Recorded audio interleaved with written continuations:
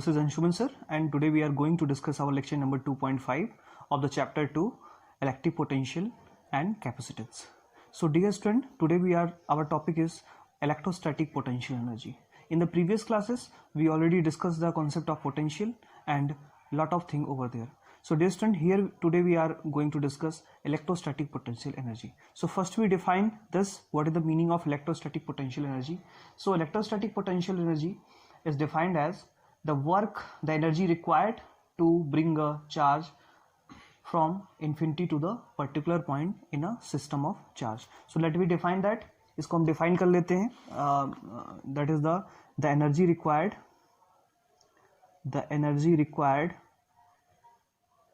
to bring a charge from infinity to from infinity to a point in field of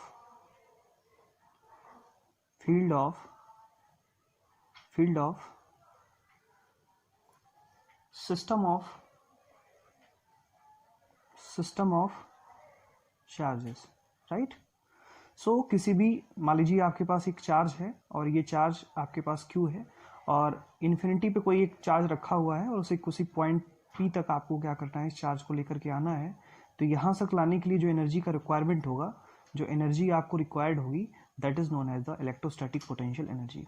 इसको potential energy इसलिए कह रहे हैं students, क्योंकि मैंने आपको पिछली क्लासेस में बताया है, जब भी हम किसी फोर्स के अगेंस्ट वर्क करते हैं तो उसमें एनर्जी रीस्टोर होती है. तो जब इस चार्ज को हम इधर की तरफ लेकर के आएंगे तो ये पॉजिटिव चार्ज है, टेक्स्ट चार्ज मान लेते हैं ये हमारे पास, तो ये पॉजिटिव चार्ज है, और जब पॉजिटिव चार्ज की तरफ लेकर के आएंगे तो ये पॉजिटिव चार्ज क्या करेगा, इसे इधर की तरफ रिपेल करेगा. लेकिन फिर भी इस चार्ज को हम इस पॉइंट तक लेकर के आ रहे हैं. तो हम जब भी किसी भी फोर्स के अगेंस्ट वर्क करते हैं तो हमारी एनर्जी स्टोर हो जाती है in the form of potential energy.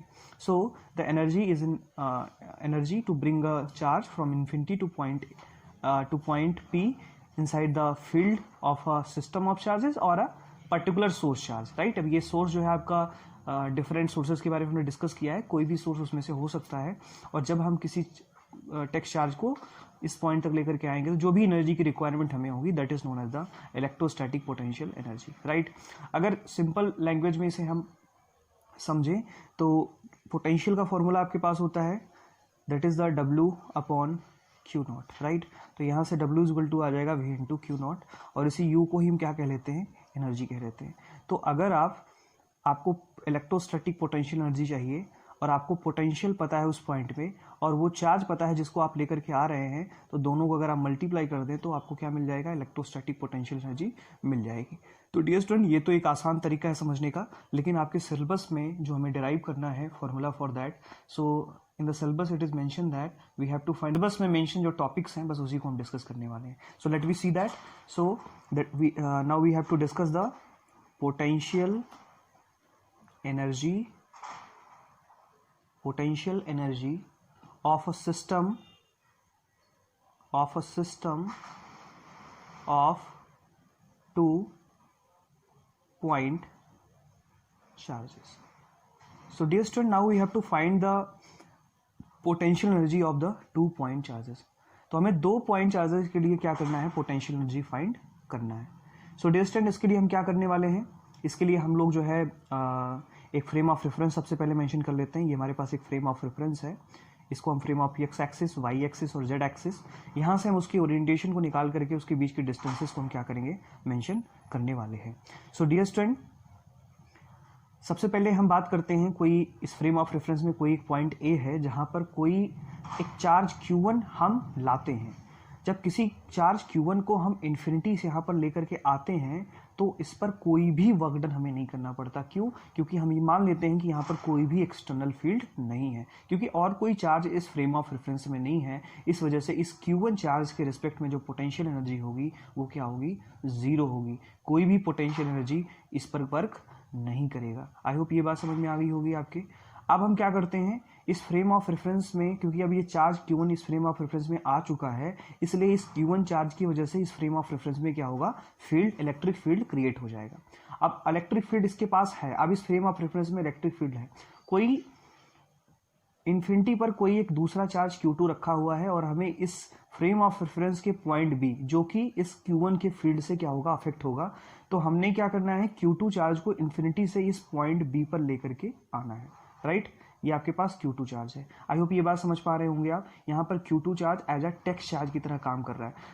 तो बच्चों, जब हम इसको Q2 को इन्फिनिटी से यहाँ पर लेकर के आएंगे तो हम इस फील्ड के अगेंस्ट कुछ वर्क करेंगे। जब भी किसी फील्ड के अगेंस्ट वर्क किया जाता है तो उसकी एनर्जी पोटेंशियल एनर्जी के फॉर्म में स्टोर हो जाती है। तो ये Q2 के पास एक पोटेंशियल एनर्जी क्रिएट हो जाएगी। आई होप ये एक्सप्लेनेशन आपकी समझ में आया होगा। अब इसके ओरिएंटेशन को हम देख लेते हैं। ये पॉइंट A है, तो हम इसको इसके ओरिजिन पॉइंट से मिलाते हैं फ्रेम ऑफ रेफरेंस से, और यहाँ से एक पोजीशन वेक्टर ड्रॉ करते हैं और इसका नाम हम रखते हैं R1। सिमिलरली हम इसको मिलाते हैं B पॉइंट को और इसका हम पोजीशन वेक्टर फाइंड करते हैं R2। अब अगर ये R1 है, ये R2 है और हमें ये B पॉइंट तक इन्फिनिटी से इस Q2 चार्ज को लेकर के आना है, तो ये Q1 से कितनी दूरी पे होगा, तो हम जानते हैं, हम डिस्प्लेसमेंट वेक्टर की डेफिनेशन जानते हैं। हम R2 में से क्या करेंगे, फाइनल पोजीशन में से इनिशियल पोजीशन को क्या करेंगे, माइनस आउट कर देंगे, तो हमें इन दोनों के बीच की डिस्टेंस फाइंड हो जाएगी। आई होप ये बात आपके समझ में आ गई होगी। सो डियर स्टूडेंट, अब हम आते हैं कि जब हम वर्क डन कैलकुलेट करेंगे, so the work done in moving, the work done in moving, the work done in moving, the work done in moving Q2 from infinity to point B। जब हम Q2 को infinity से इस point B तक लेकर के आते हैं तो हमें कुछ वर्क डन करना पड़ता है। तो ये जो वर्क डन होगा, आप जानते हैं V इक्वल टू होता है W अपॉन Q, तो W equal to V into Q हो जाएगा। तो यहाँ से आ जाएगा इलेक्ट्रिक पोटेंशियल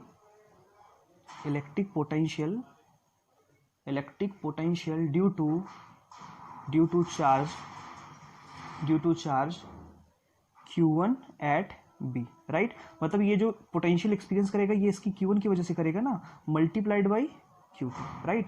ये कैसे हमने निकाला, क्योंकि आप जानते हैं V equal to W upon Q not होता है, तो यहाँ से W इक्वल टू क्या आ जाएगा, V इंटू Q नॉट आ जाएगा। तो हमने इसी को इस फॉर्मेशन में लिखा कि Q2 पे जो पोटेंशियल काम कर रहा है Q1 की वजह से multiplied by Q2।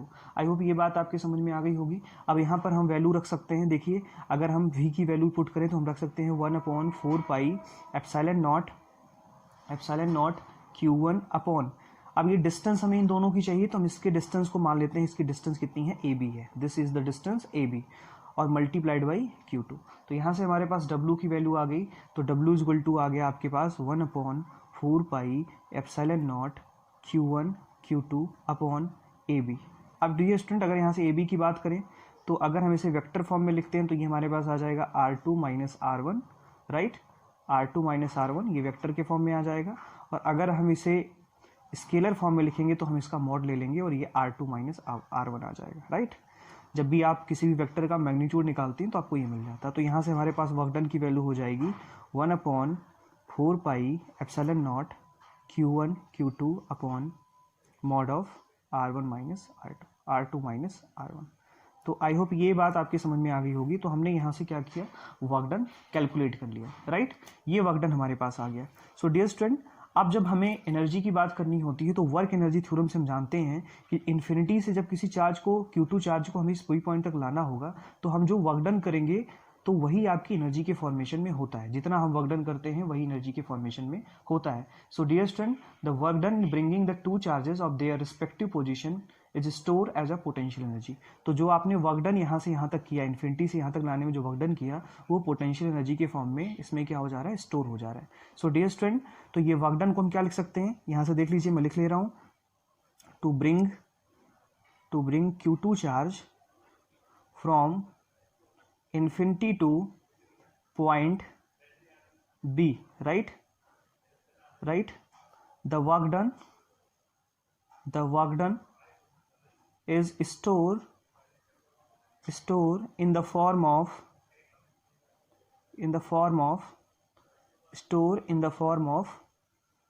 potential energy। So dear student, हम इस Q2 चार्ज को इस फील्ड के अगेंस्ट लेकर के आ रहे हैं, तो जब भी फील्ड के अगेंस्ट कोई हम वर्क करेंगे तो वो एनर्जी के फॉर्म में क्या हो जाएगा, स्टोर हो जाएगा।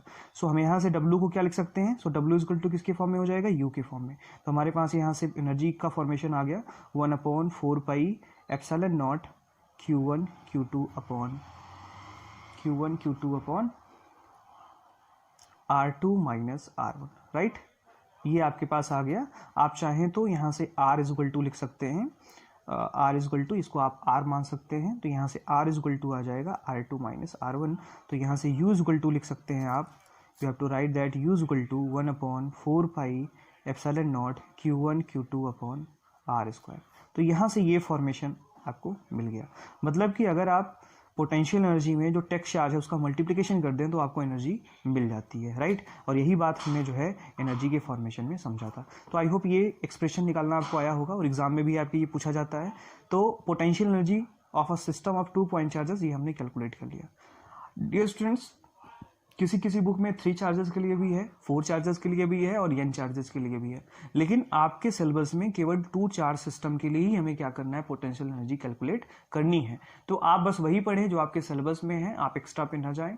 जब उसकी ज़रूरत पड़ेगी तो उसको भी आपको पढ़ाया जाएगा। ओके डियर स्टूडेंट, अब हम एक फार्मूला देख लेते हैं। अगर आपके पास n चार्जेस है तो यहाँ पे हम केवल फार्मूला यहाँ पे मेंशन करेंगे। यहाँ पे फार्मूले को हम क्या करेंगे, डिस्कस करने वाले हैं, राइट। तो यहाँ पे फार्मूला जो आपका आएगा वो आएगा अगर n चार्जेस के लिए होगा, फॉर n चार्जेस। तो बेटा यहाँ पे आपको क्या करना है, बस फार्मूला आपको ध्यान में रखना है, राइट। फार्मूला को ध्यान में रखना है। तो U इक्वल टू 1/2, ये फार्मूला मैं आपको बता रहा हूँ, डिराइव भी कर सकते हैं इसको हम, 1/4 pi epsilon naught summation n j is equal to 1 summation I is equal to 1 to n QI QJ upon RIJ, right. यहाँ 2 बार समेशन लगा हुआ है, एक बार I के लिए समेशन लगा है, एक बार J के लिए समेशन लगा है, क्योंकि यहाँ पे Q1 और Q2 आप लेंगे। So dear student, this is formula for the n charges. यहाँ पे 1/2 आता है जब इसको सॉल्व करते हैं, ठीक है। तो ये फार्मूला आप n चार्जेस के लिए अप्लीकेबल कर सकते हैं। ये कैसे आया इसको हम बात कर सकते हैं, लेकिन ये आपके सिलेबस में नहीं है, इसलिए आपको ये फार्मूला बस याद में रखना है, ठीक है। अब हम आगे चलते हैं और इसमें एक और टॉपिक आता है कि हमें पोटेंशियल एनर्जी फाइंड करनी होती है डाइपोल की वजह से। किसी डाइपोल की वजह से क्या पोटेंशियल एनर्जी होती है, इसको हम ऑलरेडी जो है इलेक्ट्रिक फील्ड वाले चैप्टर में डिस्कस कर चुके हैं, जिसमें हमने पढ़ा था कि potential energy due to dipole is U equal to -P cos theta. Dear student, short में हम यहाँ पर क्या करते हैं, इसको एक बार रिवीजन कर लेते हैं ताकि आपको ये समझ में आ जाए। सो आइए देखते हैं। अब हम बात करेंगे पोटेंशियल एनर्जी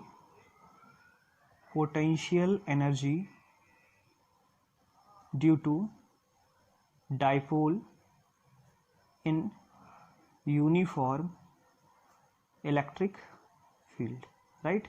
हम potential energy in uniform electric field की बात करने वाले हैं। ये एक टॉपिक आपके सिलेबस में दिया हुआ है, इसलिए हमें ये पढ़ना है। तो डियर स्टूडेंट, ये हम मान लेते हैं कि हमारे पास एक यूनिफॉर्म फील्ड इस तरह से है, राइट। इसको ऑलरेडी आप कर चुके हैं, राइट। और यहाँ पर एक डाइपोल रखा हुआ है। डाइपोल आप जानते हैं 2 इक्वल और अपोजिट चार्जेस का एक सिस्टम होता है, ये पॉजिटिव चार्ज और ये नेगेटिव चार्ज। तो जब भी आप पॉजिटिव चार्ज को रखेंगे तो ये क्या करेगा, F is equal to QE, positive direction में फोर्स एक्सपीरियंस करेगा, और नेगेटिव जो है इलेक्ट्रिक फील्ड के अपोजिट डायरेक्शन में फोर्स एक्सपीरियंस करेगा, -Q, राइट। ये और ये इसका ये डिस्टेंस जो है ये 2L डिस्टेंस होती है डियर स्टूडेंट, ये 2L डिस्टेंस होती है। तो जब भी डाइपोल को आप किसी यूनिफॉर्म इलेक्ट्रिक फील्ड में रखते हैं तो इस पर एक टॉर्क क्रिएट हो जाता है, और वो टॉर्क की वैल्यू ऑलरेडी हम कैलकुलेट कर चुके हैं, ये आप पीछे जा करके देख सकते हैं। Tau is equal to P sin theta, जहाँ पे P क्या है, इक्वेशन नंबर फर्स्ट आप इसे मान सकते हैं। P क्या है, इलेक्ट्रिक डाइपोल मोमेंट है, जिसकी डायरेक्शन हमेशा नेगेटिव से पॉजिटिव की तरफ होती है। ये इलेक्ट्रिक फील्ड है। इलेक्ट्रिक फील्ड हमेशा क्या होता है, यहाँ पे इलेक्ट्रिक फील्ड यूनिफॉर्म है, और थीटा जो है, theta is the angle between electric dipole moment and electric field, right. ये दोनों के बीच का एंगल है। तो इसको हम ऑलरेडी जो है डिराइव कर चुके हैं, आप पीछे जाकर के देख सकते हैं। सो डियर स्टूडेंट, ये हमारे पास है। अब ये मान लेते हैं कि कुछ समय के बाद t टाइम पे क्या होता है, ये रोटेट कर जाता है, दिस वन। अब अगर इस पर टॉर्क लगेगा, तो ये क्या करेगा, रोटेट हो जाएगा। तो मान लेते हैं इनिशियली इसका एंगल कितना था, थीटा था, और ये घूम करके जब आया तो इसका दूसरा एंगल क्या हुआ, डी थीटा क्या हो गया, रोटेट हो गया, मतलब इसमें डिस्प्लेसमेंट आ गया डी थीटा का। कितना डिस्प्लेसमेंट आ गया? डी थीटा का। तो अगर हम वर्क डन कैलकुलेट करें तो work done is equal to force into displacement होता है। तो डिस्प्लेसमेंट क्योंकि ये रोटेट कर रहा है तो यहाँ पे एंगुलर डिस्प्लेसमेंट होगा, और फोर्स एंगुलर फोर्स में कौन काम करता है? टॉर्क। जब भी कोई चीज़ रोटेट करती है तो वहाँ पे फोर्स को हम क्या कहते हैं? टॉर्क कहते हैं। तो यहाँ से टाउ डी थीटा आ जाएगा, राइट। यहाँ पे बात समझ में आ रही है? ये समझना जरूरी है। Work done is equal to force into displacement, क्योंकि ये रोटेट कर रहा है तो इसका एंगल के फॉर्म में डिस्प्लेसमेंट होगा। तो मान लेते हैं छोटा सा एंगल डिस्प्लेस हो गया डी थीटा, कितना फोर्स लगा? P sine theta. अब यहाँ पे हम वैल्यू को पुट कर देते हैं, W is equal to tau, tau की वैल्यू होती है P E sine theta D theta. क्योंकि डियर स्टूडेंट्स ये छोटा सा वर्क डन है, अगर हम इसको पूरा वर्क डन निकालना चाहते हैं दोनों तरफ इंटीग्रेट करना पड़ेगा। Integrate with in proper limit. मान लेते हैं कि जब ये यहां से आपके पास आ जाएगा integration of P sign theta D theta, right. जब ये वर्क डन 0 था उस टाइम पे मान लो कि एंगल कितना था इसका? थीटा वन था। और जब ये घूम करके गया तो कितना हो गया? थीटा 2 हो गया। उस समय वर्क डन कितना हुआ? डब्ल्यू हुआ। तो जब इसको इंटीग्रेट करते हैं हम तो यहाँ से डब्ल्यू आ जाएगा और इसकी लिमिट 0 टू डब्ल्यू। यहाँ से क्या आ जाएगा? वर्क डब्ल्यू क्या है? वर्क डन है। यहाँ पे पी ई जो है कांस्टेंट है तो उसको हम बाहर ले लेंगे और यहाँ से आपके पास आ जाएगा theta 1 to theta 2 sine theta D theta. Dear students integration of sine theta D theta की जो वैल्यू होती है वो आपकी होती है minus, that is the minus cos theta. क्या होती है? Minus cos theta, right. तो यहाँ से आपके पास आ जाएगा डब्ल्यू आ जाएगा। आप अपर लिमिट से लोअर लिमिट को माइनस करेंगे तो डब्ल्यू आ जाएगा, ये पी हो जाएगा और यहाँ से आ जाएगा माइनस कॉस थीटा। क्या आ जाएगा? Cos theta. और यहाँ से थीटा 1 टू थीटा 2। अपर में से लोअर को माइनस करिए आप तो यहाँ से आ जाएगा, देखिए आप अपर माइनस को आप बाहर ले लीजिए, ठीक है। यहाँ से अपर theta 2 cos theta 2 minus cos theta 1, minus को अंदर ले आइए तो यहाँ से आ जाएगा पी ई और यहाँ आ जाएगा cos theta 1 minus cos theta 2, right. तो ये वर्क डन का फॉर्मूला आपके पास आ गया और यही जो वर्क डन है वो एनर्जी के फॉर्म में क्या हो जाता है? कन्वर्ट हो जाता है। क्योंकि ये जो फोर्स है वो क्या होता है? क्योंकि ये फील्ड के अगेंस्ट कभी काम करता है, कभी फील्ड के साथ काम करता है, तो यही जो वर्क डन होता है वो एनर्जी के फॉर्म में क्या हो जाता है? स्टोर हो जाता है। So this work is done in the store, this work is store in the dipole in the form of potential energy. तो हम यहाँ पे W की जगह पे क्या लिख सकते हैं? U लिख सकते हैं। तो U equal to P cos theta 1 minus cos theta 2, right. तो ये फॉर्मूला हमारे पास बन जाता है, राइट। ये बात आपके समझ में आ गई होगी डियर स्टूडेंट्स, राइट। अब इसमें एक स्टैंडर्ड कंडीशन आती है कि जब आप डाइपोल को इस तरह से बिल्कुल से परपेंडिकुलर रखते हैं इनिशियली, तब इस पे फोर्स लगता है जिसकी वजह से क्या करता है? आगे की तरफ घूमेगा। अगर आपने डाइपोल को इस तरह से इनिशियली रखा तो इस पे कोई भी टॉर्क नहीं लगेगा और डाइपोल आपका इस तरह से रुका रहेगा, तो कोई भी डिस्प्लेसमेंट नहीं होगा, क्योंकि इलेक्ट्रिक फील्ड भी ऐसी है। तो देखिए क्या कोई टॉर्क लगेगा? अगर ये 0 एंगल हो जाए, थीटा की वैल्यू 0 हो जाए, मतलब P और E के बीच का एंगल कितना हो जाए? 0 हो जाए, तो क्या ये डाइपोल घूमेगा? नहीं घूमेगा। इसलिए अगर इसका मोशन आपको कराना है डाइपोल को तो सबसे पहले डाइपोल को आपको 90 एंगल के साथ रखना पड़ेगा। तो यहाँ पे स्पेशल केस है कि थीटा 1 की वैल्यू हम क्या मान सकते हैं? 90 मान सकते हैं, और फिर थीटा 2 की वैल्यू क्या मान लेते हैं? थीटा मान लेते हैं, ठीक है। ये बात समझ में आ रही होगी। तो एक तो फार्मूला ये है, अगर आपको कहा जा रहा है कि थीटा 1 से थीटा 2 घुमाया गया तो ये फार्मूला यूज कर सकते हैं। लेकिन जब आपसे ये कहा जाए कि केवल एक एंगल आपको दिया जाए तो आप ये अज्यूम कर लेंगे कि डाइपोल 90 एंगल के साथ रखा गया था इनिशियली। तो बेटा अब यहाँ से क्या आ जाएगा? U इक्वल टू आ जाएगा पी ई और यहाँ पे कॉस 90 डिग्री और यहाँ पे कॉस थीटा 2 जगह पे क्या रख देंगे? थीटा रख देंगे। तो कॉस 90 की वैल्यू 0, कॉस 90 की वैल्यू क्या होती है? 0 होती है। तो कॉस 90 डिग्री इक्वल टू 0, तो यहाँ से U इक्वल टू आ जाएगा minus p E cos theta. So this is the expression for potential energy, electrostatic potential energy due to dipole, right. अब इसमें केसेस हैं कि जब थीटा की वैल्यू क्या होगी? 0 होगी, उस कंडीशन में क्या होगा? मैक्सिमम एनर्जी इसके पास स्टोर होगी। तो केसेस देख लीजिए, जब थीटा की वैल्यू क्या हो जाएगी? 0 डिग्री हो जाएगी, तो कॉस 0 की वैल्यू क्या होती है? 1 होती है। कॉस 0 की वैल्यू कितनी होती है? 1 होती है। इस केस में क्या होगा? U मैक्स होगा, राइट। और जब थीटा की वैल्यू क्या होगी? 90 होगी, उस केस में कॉस की वैल्यू क्या होगी? 0 होगी। कॉस 90 की वैल्यू 0 होगी, उस केस में जो होगा U क्या होगा? मीन होगा। तो इस तरह से एनर्जी कब ज़्यादा होती है, कब कम होती है, इसको भी आप क्या कर सकते हैं? समझ सकते हैं। सो डियर स्टूडेंट्स, आज के टॉपिक में हम इतना ही पढ़ने वाले हैं। ये टॉपिक बहुत इंपॉर्टेंट है और उस पर क्वेश्चंस भी आते हैं, ठीक है। तो इस तरह से आपके सिलेबस का एक पार्ट खत्म होता है। अब दूसरे पार्ट पे हम आते हैं कैपेसिटेंस पे, जिसको हम नेक्स्ट लेक्चर से स्टार्ट करेंगे। मैं आशा करता हूँ कि आप लोग अपनी पढ़ाई कंटिन्यू कर रहे होंगे, लेक्चर्स को कंटिन्यूसली आप देख रहे होंगे और नोट्स वगैरह प्रिपेयर आप कर रहे होंगे अच्छे से, और इस समय का आप बेनिफिट उठा रहे होंगे। So dear student, best wishes के साथ मैं आपको छोड़े जा रहा हूँ ताकि आप जो है अच्छे से पढ़ाई कर सकें। और आई होप ये कॉन्सेप्ट्स आपके समझ में आ रहे होंगे। अगर आपको कोई डाउट आता है तो आप मुझे व्हाट्सएप पे मैसेज कर